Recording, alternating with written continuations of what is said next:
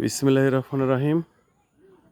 ঘুরতে ঘুরতে ঠিকানা নিয়ে এক জায়গায় চলে আসলাম, এমন একটা মানুষের সন্ধানে, যেই মানুষটা দীর্ঘদিন দেখা যায় না, কথা শোনা যায় না, যেই মানুষটা একসময় সারাক্ষণ রোডে থাকতো, রোডের পাশে থাকতো, সেই মানুষটার কাছে আজকে আসলাম।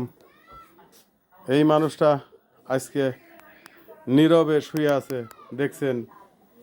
সেই আমার খান নানা। আজকে ওনাকে আর রোডে পাওয়া যায় না, দোকানে পাওয়া যায় না, ডিউটিতে পাওয়া যায় না। শেষ জীবন পর্যন্ত উনি যুদ্ধ করে গেছে। এই যুদ্ধের মাঝেই উনি বেঁচে থেকেছে। তার নানা, একটু কথা বলেন, আপনার বয়স হয়েছে কত? 26। 126। আলহামদুলিল্লাহ, 126 বছর বয়স। এই মানুষটা আপনারা সবাই চেনেন, ওনার বাড়ি চাটমোহর, নারিকেলপাড়া।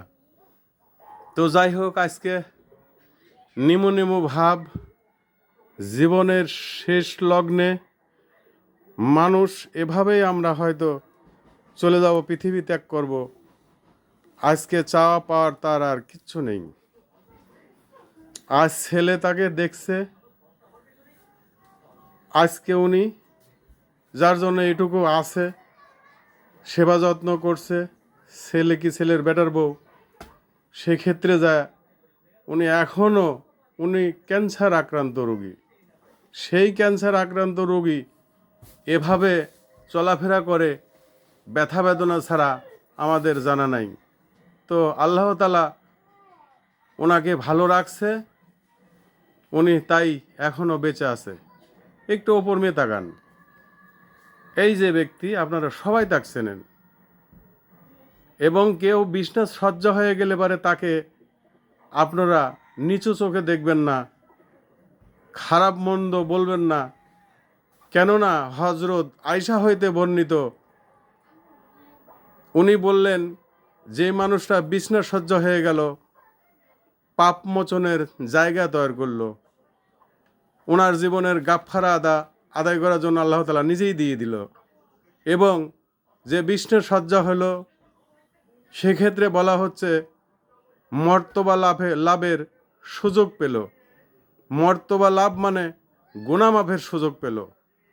আমরা সবার কাছে দোয়া চাইছি এই মানুষটার জন্য, আল্লাহ তাআলা ওনাকে যেন ভালোভাবেই ঈমানের সহিত যেন মৃত্যু দেয়। আমরাও এইভাবে চলে যাব একদিন, নিঃসন্দেহে ওনার জন্য আমরা দোয়া করব। উনি যেন এই যে যেমন বসে আছে, একটু তাকান। এখন আপনার খাওয়া দাওয়া কি খাইতে পারেন? ভাত রুটি। বাহ বাহ বাহ, সুন্দর।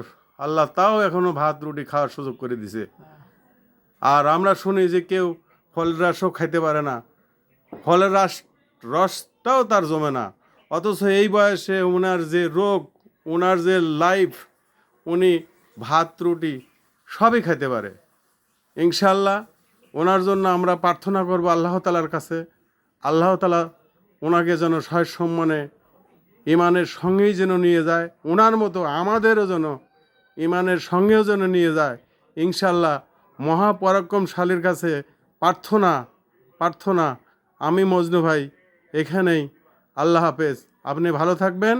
আসসালামু আলাইকুম ওয়া রাহমাতুল্লাহি ওয়া বারাকাতুহু।